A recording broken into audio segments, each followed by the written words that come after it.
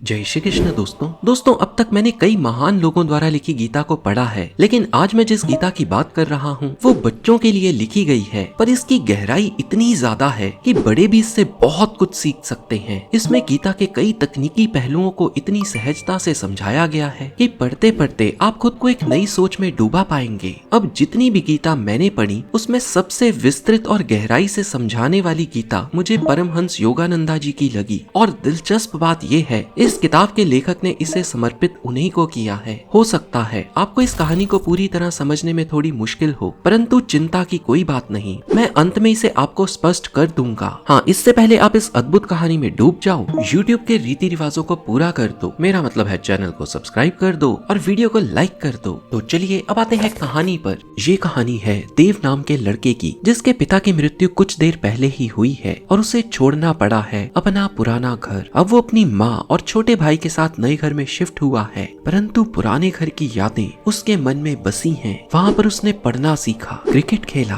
और वहाँ पर ही उसके पिता ने उसके बढ़ते कद के निशान दरवाजे पर बनाए थे। इस समय देव गुस्से और निराशा से भरा हुआ है क्योंकि उसकी माँ उसे दोषी ठहराती है। अभी अभी उसने छोटे भाई को मारा जो है, परंतु देव की भावनाओं को कोई समझ नहीं रहा। वह अकेलापन और ईर्ष्या महसूस करता है। उसने गुस्से में अपने तकिए को कमरे में फेंक दिया। तकिया दीवार से टकराया और एक फोटो फ्रेम तकिए से टकराकर गिर गया। लेकिन जब उसने ध्यान से देखा तो उसमें कुछ अजीब दिखाई दिया। एक छोटा सा प्राणी हवा में तैरता हुआ। इस प्राणी का नाम है संजय, एक रहस्यमयी जीव जो देव से बात करने आया था। संजय ने देव को बताया कि उसके भीतर एक युद्ध चल रहा है। अहंकार नाम के एक राजकुमार ने उसके शरीर को अपने नियंत्रण में ले लिया है। यह अहंकार उसे क्रोध, ईर्ष्या, लालच और पीड़ा से भर देता है। लेकिन इसके विपरीत उसके भीतर एक योद्धा भी है, अर्जुन, जो साहस और दृढ़ता का प्रतीक है। अर्जुन ही है जो इस अहंकार रूपी राक्षस को मार सकता है। अब देव को कुछ संदेह हुआ क्योंकि वो तो अब भगवान श्री कृष्ण पर भी विश्वास नहीं करता था, क्योंकि उसके पिता के चले जाने पर श्री कृष्ण ने कुछ भी नहीं किया। उसके पिता ध्यान में बैठकर माला फेरते थे। इस माला को देव ने संजय को दे दिया और संजय ने यह माला पहन ली। फिर उसने देव के माथे पर उंगली रखी और धीरे से ओम का उच्चारण किया और संजय गायब हो गया।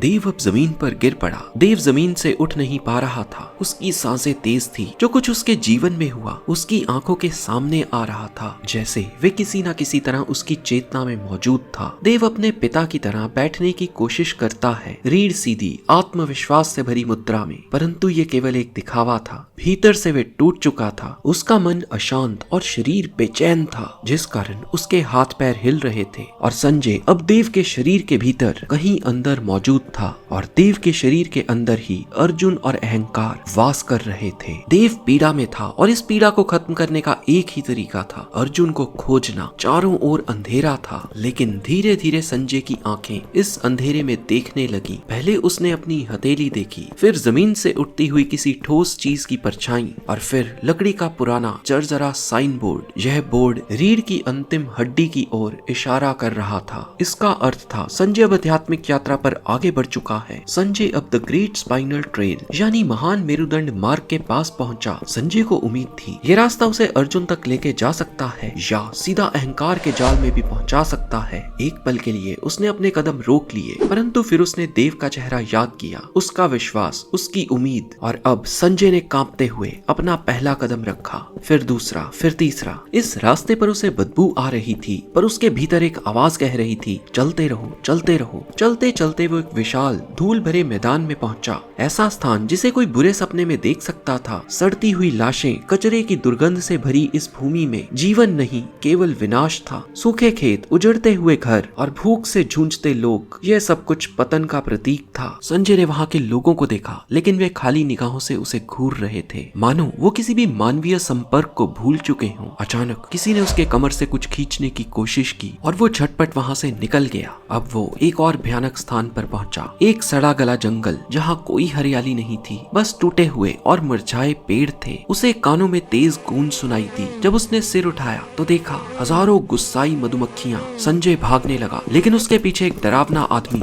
हंसते हुए भागा। जल्दी ही झाड़ियों और पेड़ों के पीछे से और भी लोग निकल आए। ये लोग संजय को घेरने लगे और जोर जोर से एक मंत्र दोहराने लगे, हमें अपना जादू दो, हमें अपने पंख दो, हमें अपना धन दो। संजय तभी रुक गया जब उसने भीड़ के शब्दों में एक नाम सुना, अपना प्रिय ईगो, भीड़ का अंधा विश्वास ईगो यानी अहंकार पर था, जिसने उनकी हर इच्छा पूरी की थी परंतु फिर भी उन्हें भिखारी बना दिया था। वे उसे अपना उद्धारकर्ता मानते थे और अर्जुन को एक शत्रु के रूप में देखते थे। संजय ने अर्जुन के बारे में जानकारी पाने की कोशिश की परंतु लोगों ने उसे कुछ भी मुफ्त में देने से इनकार कर दिया। आखिरकार संजय को अपना सबसे कीमती गहना देना पड़ा, एक कंगन जिसमें श्री कृष्ण की तस्वीर थी। ये त्याग उसके हृदय को दुखा गया परंतु उसने याद किया श्री कृष्ण केवल एक चित्र में नहीं बल्कि उसके भीतर भी हैं। उसने कंगन सौंप दिया और बदले में अर्जुन के बारे में जानकारी प्राप्त की। अब संजय एक पुराने जंग लगे द्वार के सामने खड़ा था जो वर्षों से बंद था। वह इसे खोलने का तरीका ढूंढ रहा था लेकिन कोई रास्ता नहीं मिल रहा था। तभी उसे अपनी माला का एक विशेष मन का याद आया। जब उसने इसे ताले में लगाया तो द्वार अपने आप खुल गया और वो एक नए रहस्यमयी लोक में प्रवेश कर गया। दूर से एक बंसुरी की धुन गूंज रही थी। जब संजय ने उड़ने की कोशिश की तो अचानक उसे पकड़ लिया गया। उसकी आंखों पर पट्टी बांध दी गई और जब वो होश में आया तो एक छोटे से डोंगे में बैठा था। चारों ओर अजीब दृश्य थे।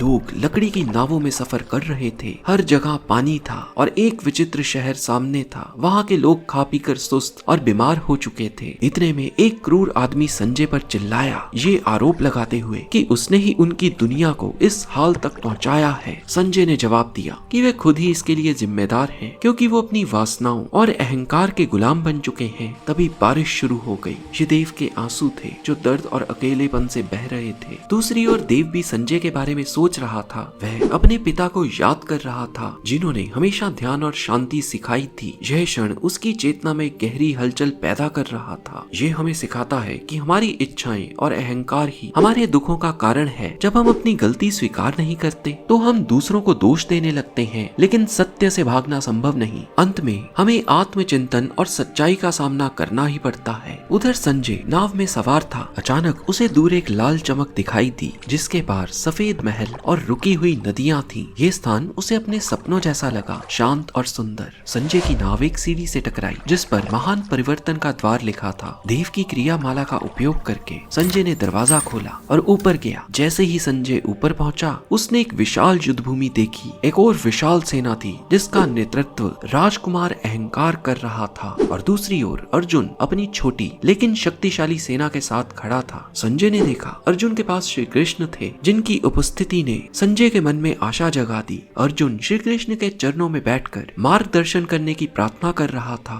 उधर ख्यालों में देव अपने पिता के निर्जीवी शरीर को देखकर गहरे दुख में डूबा था। सफेद वस्त्रों में लिपटा उनका शरीर घर के दरवाजे पर पड़ा था। ये वही व्यक्ति था जिसने कभी देव को हंसते हुए बुलाया था, उसको बाहों में समेटा था, परंतु अब वो मौन था, स्थिर था। देव की माँ और अन्य महिलाएं रीति रिवाजों का पालन करते हुए उसके पिता के शरीर पर तिल का तेल डालकर फूल चढ़ा रही थी। उसके मुंह में फूला हुआ चावल रख रही थी। अंतिम संस्कार की यात्रा में देव को आगे चलना था, ये उसका कर्तव्य था। परंतु इस सफर में हर मोड़, हर गली उसे अजनबी लग रही थी। उसके चाचा उसे धीरे धीरे आगे बढ़ा रहे थे और चारों ओर मंत्रों की गूंज थी जो उनके पिता की आत्मा को इस संसार से विदा कर रही थी। परंतु देव तो वही आवाज सुनना चाहता था जो हमेशा के लिए मौन हो चुकी थी। देव की चाची ने फुसफुसाकर कहा, ये बीमारी समय पर पकड़ में आ जाती तो शायद उसके पिता बच सकते थे, परंतु अब कुछ भी बदलना संभव नहीं था। देव ने देखा कि उसका छोटा भाई अपने चचेरे भाइयों के साथ खेल रहा था, परंतु उसकी आंखों में दुख की परछाई स्पष्ट थी। देव जानता था कि रात में वह अपने पिता की कमी को महसूस करके रोएगा। उनकी माँ जो अब सफेद वस्त्रों में थी ने देव की ओर देखा और उसके गले में पड़े क्रिया संस्कार के मोतियों को देखकर हल्की मुस्कान दी। परंतु देव की नजर उसकी माँ के माथे पर गई जहाँ से उनकी बिंदी हटा दी गई थी। उस खालीपन ने देव के हृदय को पीड़ा से भर दिया था, परंतु फिर भी उसने अपनी माँ को देखकर मुस्कुराने की कोशिश की जैसे कि उससे उम्मीद की जा रही थी। परंतु देव के भीतर कड़वाहट बढ़ती रही। उसे गुस्सा था, जलन थी और मन में अनगिनत सवाल थे। और जब उसके भाई ने उससे कलम मांगी तो देव ने अपने भीतर जमा सारा गुस्सा एक जोरदार घूसे में निकाल दिया। संजय देख रहा था कि देव के भीतर का युद्ध स्पष्ट रूप से सामने था। एक तरफ अर्जुन और एक तरफ अहंकार। अर्जुन को श्री कृष्ण ने सत्य का मार्ग दिखाया और समझाया कि किस प्रकार अहंकार और बुरी प्रवृत्तियों ने देव की आत्मा को जकड़ रखा है। श्री कृष्ण अर्जुन को समझाते हैं कि उसके कार्य का प्रभाव देव के पूरे अस्तित्व पर पड़ेगा क्योंकि कर्म का नियम अटल है, जो करोगे वही परिणाम मिलेगा। फिर भी अर्जुन संशय में था और पूर्ण सत्य को देखने की इच्छा प्रकट करता है। तब श्री कृष्ण उसे अपना विराट रूप दिखाते हैं, एक ऐसा दृश्य जिसे कोई भी आंख से नहीं देख सकता। थोड़ी देर में अर्जुन युद्ध के लिए तैयार हो जाता है। संजय जानता था जीत अंततः किसकी होती है। देव ने गहरा बदलाव अनुभव किया। उसका क्रोध, दुख, पिता और भाई को लेकर मन में उठ रहे विचार खुद ही शांत हो गए। उसने अपनी रीढ़ को सीधा रखा, सिर को स्थिर रखा और अपनी दृष्टि को बाहों के बीच पर केंद्रित किया। ठीक वहाँ जहाँ स्त्रियां बिंदी लगाती हैं, यह मुद्रा उसके लिए नई नहीं थी। उसने अपने पिता को पहले भी इस प्रकार ध्यान में मग्न देखा था। जैसे ही संजय आगे बढ़ा, डोर्सल डोर यानी पीछे की ओर खुलने वाला द्वार पहले ही खुला था, परंतु तभी एक हल्की सी चीज उसके गाल को छूती हुई गुजरी। उसने उसे पकड़ा और पाया कि वह श्री कृष्ण की तस्वीर थी जो उसने निचले क्षेत्र में खो दी थी। पीछे मुड़कर उसने देखा कि नीचे का सड़ा गला राज्य अब धीरे धीरे पुनर्जीवित हो रहा था। जल क्षेत्र जहाँ वो पहले कैद था, वहाँ भी बदलाव हो रहा था। प्रकाश अंदर आ रहा था और लोग अब धीरे धीरे चेतन हो रहे थे। संजय अब खुद को रोक नहीं सका। वह श्री कृष्ण की तस्वीर हाथ में लिए ऊपर क्षेत्रों की ओर बढ़ गया। जमी हुई नदियां बहने लगी थीं, सुगंधित फूल खिल रहे थे, लोग खेतों में मेहनत कर रहे थे। जैसे जैसे संजय आगे बढ़ा, आकाश अधिक प्रकाशवान हो गया और अचानक वह एक चमकते हुए शिखर पर पहुंच गया। संजय ने उस स्थान का नाम पढ़ा, द स्पिरिचुअल आई यानी आध्यात्मिक नेत्र। उसने इस दृश्य को अपने अंदर समाहित किया और अपनी आंख बंद कर ली।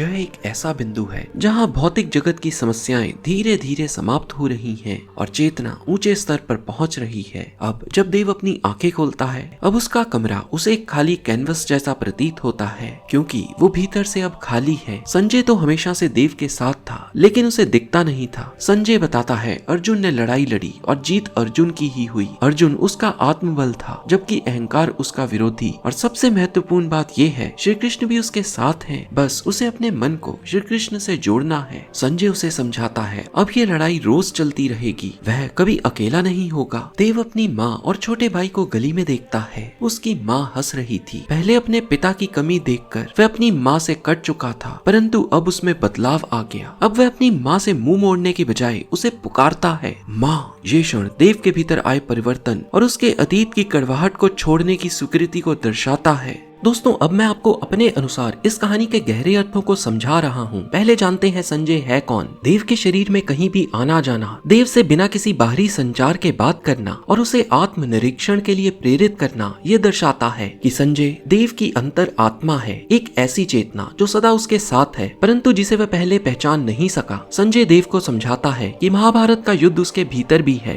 अहंकार उस पर हावी है और उसे अर्जुन को चुनकर अहंकार पर विजय पानी होगी। ये संकेत है कि जब कोई व्यक्ति अपनी आत्मा की आवाज नहीं सुनता, तब वे भटकता रहता है। जब संजय द स्पिरिचुअल ट्रेल से गुजरता है, तो ये दर्शाता है कि ज्ञान और आत्म चेतना उसके भीतर ही मौजूद है। ये रूपांतरण और आत्मबोध का प्रतीक है, जहाँ देव को एहसास होता है कि अहंकार ही उसका सबसे बड़ा शत्रु है। मधुमक्खियों का पीछे पड़ना प्रतीक है कि जब तुम अंदर से दुखी होते हो, तो उसका प्रभाव तुम्हारे हर कोशिका पर पड़ता है। लालची लोग संजय से मांग रहे हैं, ये प्रतीक है लालच तुम्हारे भीतर है, तमस तुम्हारे अंदर ही है जो तुम्हें अपनी गलती मानने नहीं दे रही। परिवर्तन का द्वार भी तुम्हारे अंदर ही है। जब देव शांत होता है, वह वैसे ध्यान करता है जैसे गीता में बताया गया है। मनुष्य के भीतर जो ऊर्जा केंद्र है, वे उसकी मानसिक और आध्यात्मिक स्थिति को प्रभावित करते हैं। जब संजय देव को इस स्पिरिचुअल ट्रेल की ओर ले जाता है, तो ये संकेत है कि वह अब आत्म जागरण की दिशा में आगे बढ़ रहा है। डोर्सल डोर, जो पीछे की ओर खुलने वाला द्वार है, पहले से खुला है, लेकिन देव को इसका एहसास नहीं था। चीजें तब बदलने लगती हैं जब अहंकार की पकड़ कमजोर होती है और अर्जुन जागता है। तब नेगेटिविटी पॉजिटिविटी में बदलने लगती है। जब देव की सोच बदलने लगती है, तो यही द्वार उसके भीतर एक नई दिशा खोल देता है। जहाँ पहले क्रोध, ईर्ष्या और पीड़ा थी, अब वहाँ समझ और स्वीकृति यानी एक्सेप्टेंस है। द स्पिरिचुअल आई तक पहुँचने का अर्थ है कि चेतना अब उच्च स्तर पर पहुँच रही है और इसी कारण देव भीतर से खाली और शुद्ध महसूस करने लगा है। अंत में तुम यदि श्री कृष्ण की ओर ध्यान लगाओगे, तो जीत तुम्हारी ही होगी। और इस किताब को खरीदने का एफिलिएट लिंक फर्स्ट कमेंट और डिस्क्रिप्शन में है। हरे कृष्णा।